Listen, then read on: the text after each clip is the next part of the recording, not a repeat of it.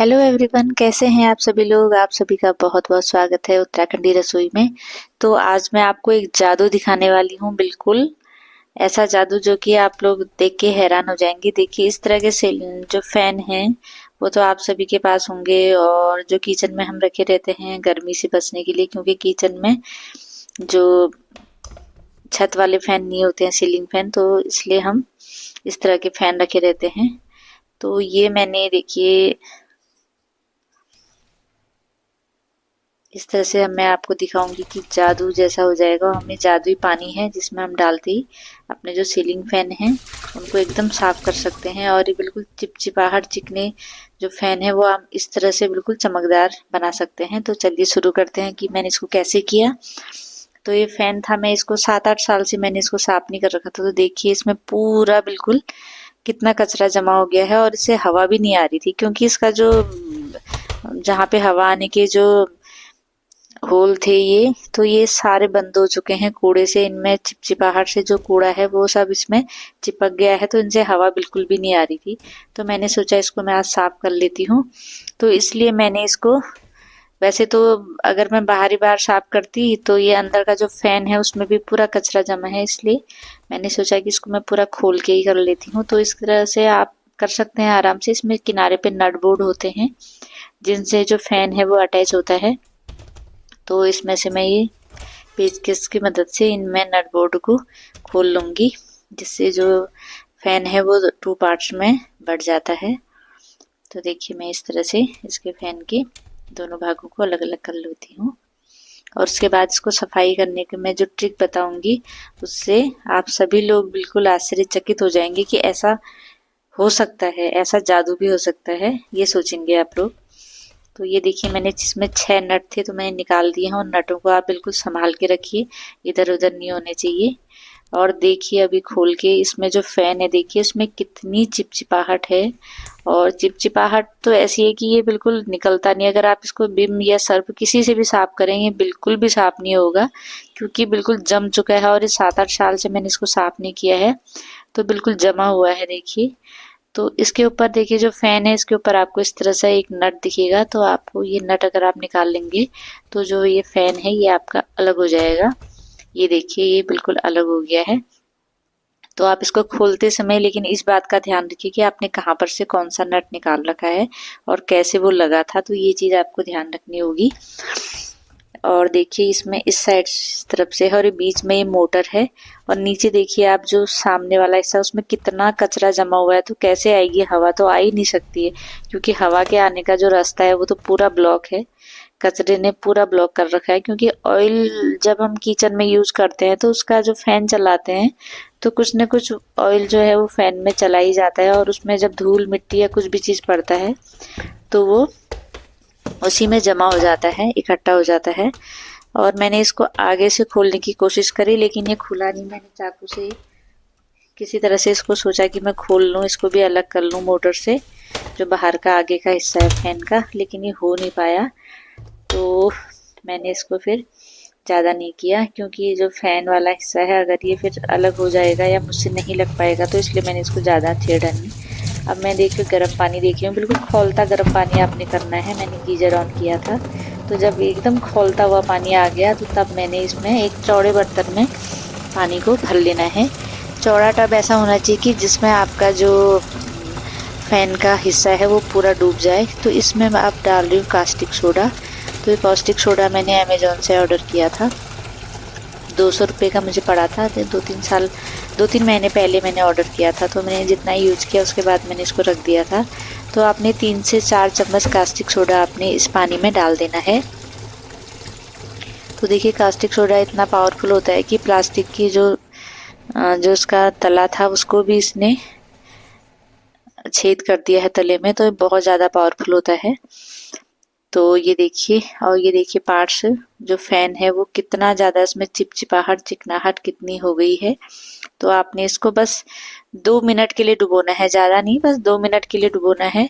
और एक बात ध्यान रखिए कि कास्टिक सोडा आप जब भी यूज़ करें इसको एक तो बच्चों की पहुंच से एकदम दूर रखना है आपने, और आप भी जब यूज़ कर रहे हैं तो उसमें बिल्कुल भी आपको हाथ नहीं डालना है, क्योंकि बहुत ज़्यादा जलन वाला होता है और इससे हाथ में जल सकता है हाथ।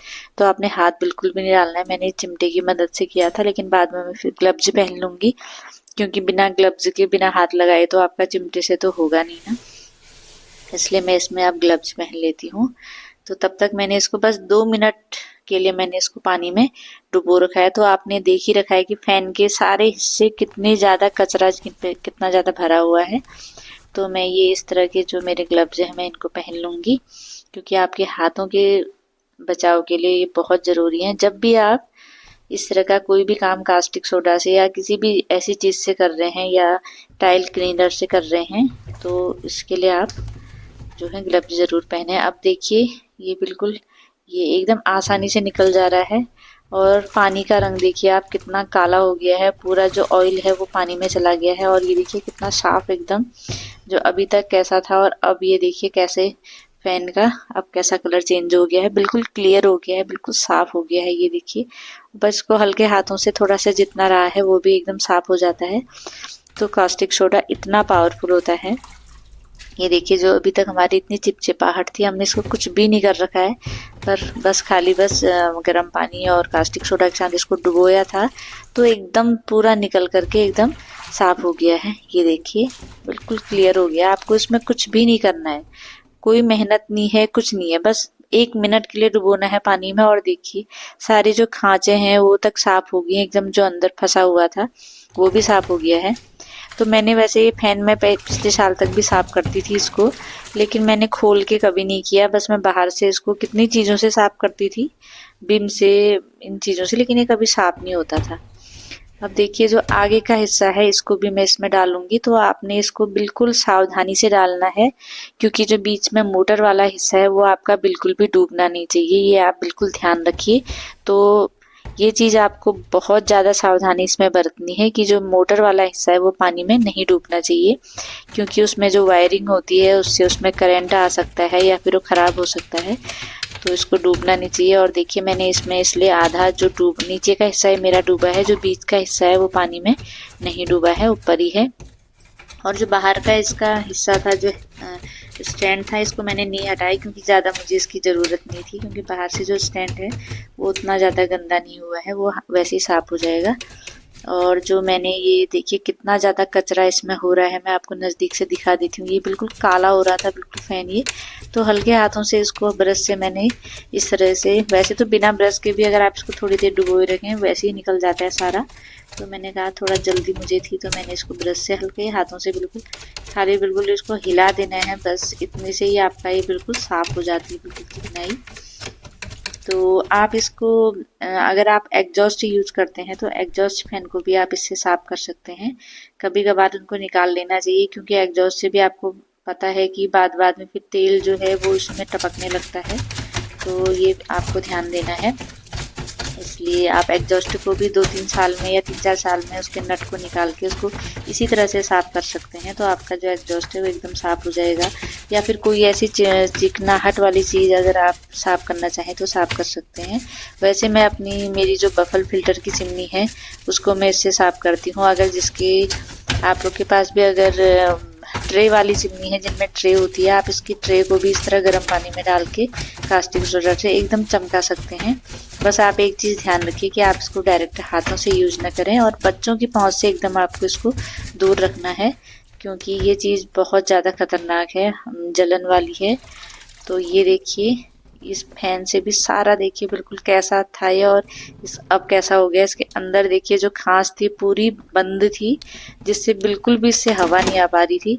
तो अब देखिए इसका कितना चेंज हो गया, पूरा साफ हो गया और एकदम नए जैसा आपका जो फैन है वो हो गया। तो ये जो बाहर का हिस्सा था इसमें भी जो हल्की पीलापन था, ये मैं इसी तरह से ऐसे ही मैंने खाली ग्लव्स से ही साफ कर दिया, लेकिन वो उसी से साफ हो जा रहा है, क्योंकि जो कास्टिक सोडा है वो बहुत ही ज़्यादा पावरफुल होता है, तो इसलिए बस आप 2 मिनट आपको डुबोना है और आप देखिए चमत्कार बिल्कुल मैजिक हो जाता है। और देखिए देखिए कितना काला पानी, ये सब ऑयल वाला पानी है।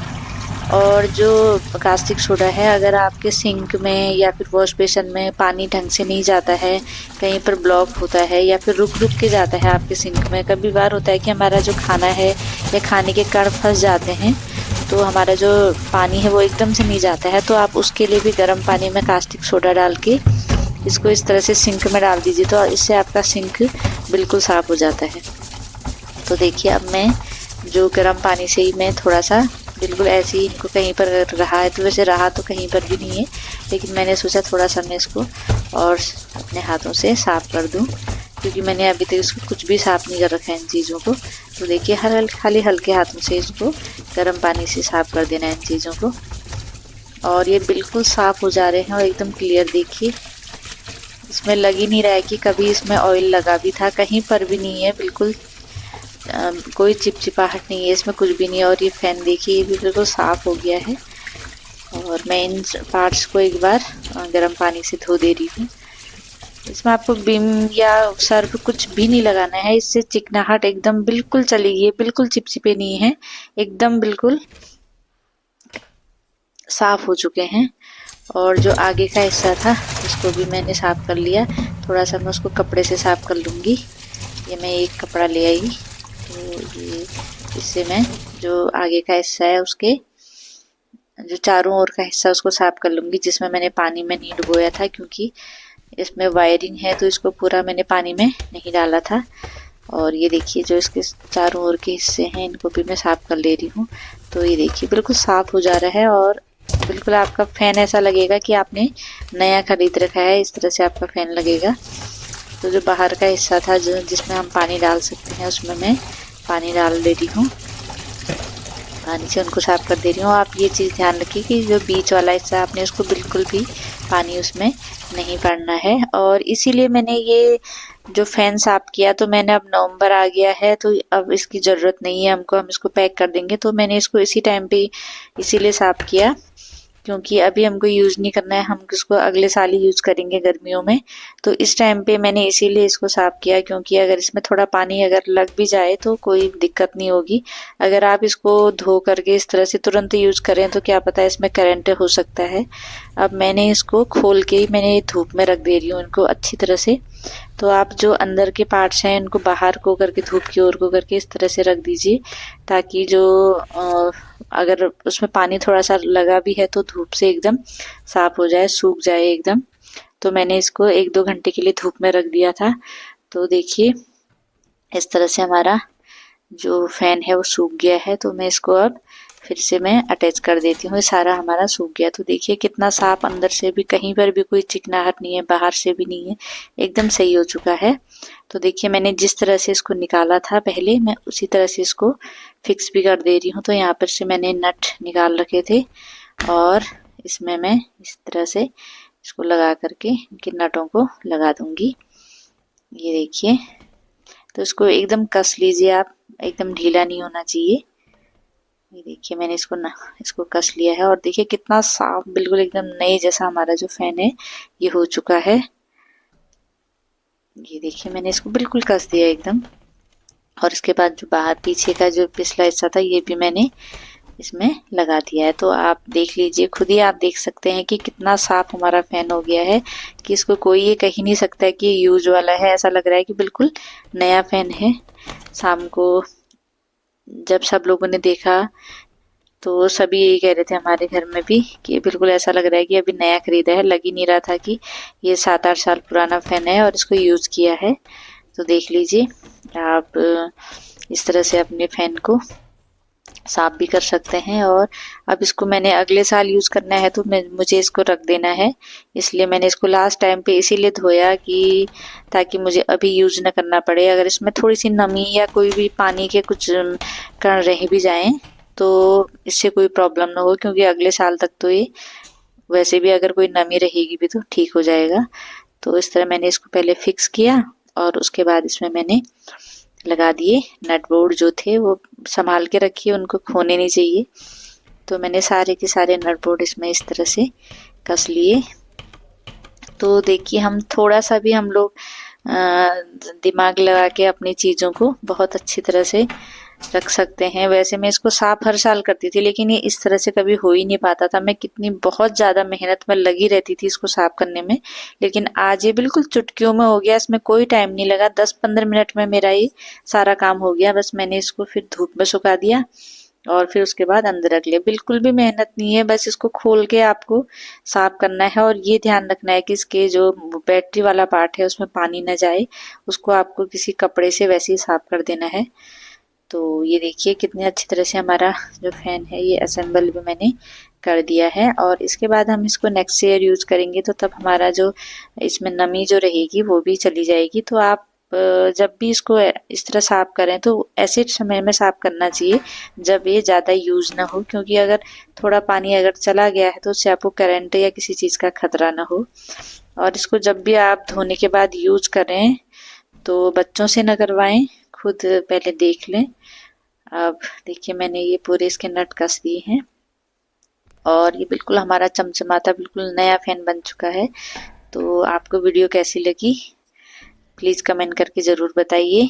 और इस हैक से आप ज़रूर आपको कुछ ना कुछ फ़ायदा ज़रूर होगा, इसलिए मेरी वीडियोज़ में बने रहिए। मैं आगे भी आप लोगों को इसी तरह के वीडियोज़ बनाती रहूँगी, बताती रहूँगी। तो thank you so much video देखने के लिए और बने रहने के लिए और सपोर्ट करने के लिए। तो देखिए तैयार है हमारा नया फैन, बिल्कुल नई की तरह लग रहा है। तो थैंक यू सो मच, आप लोग का बहुत बहुत धन्यवाद। और मेरी नेक्स्ट वीडियो के लिए